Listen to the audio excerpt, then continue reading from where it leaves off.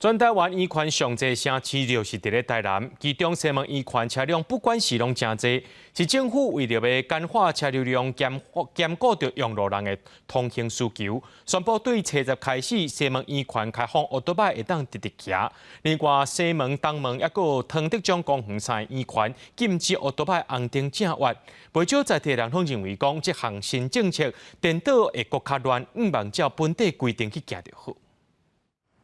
上班时间车辆踏，对初十开始，机车会使直接骑过西门圆环。实在去现场看，较少人直接骑，民众也是较惯习西圆环。主要因为西门圆环内有实力路口比较复杂，市府新政策虽引起地方讨论，实在地人反映无充分的宣导期，无人质疑这敢会产生汽机车烧济车道的问题咧。你啊，照安尼圆环遐，即摆继续安尼行啦，要讲。 要机车直行，安尼危险，对交通我感觉会较乱。做遐你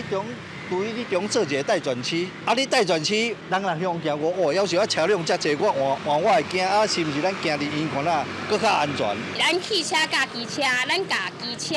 开放互伊直行的时阵，较有可能会有汽车甲机车争道的因素，有可能会造成咱事故发生率无？目前西门圆环各路口已经采告示牌啊，交通局讲要西弯的民众，也是爱利用外宽道来做西弯。交通局按算开放了后，正外宽的需求会减少，地数嘛取消基板车进入圆环时会当红灯正弯。除了西门圆环，东门甲汤德庄公园圆环嘛做伙实施。第一时间民众无法度适应，交通局强调未来会加强宣导。咱发现讲，即摆伊奥多摆咧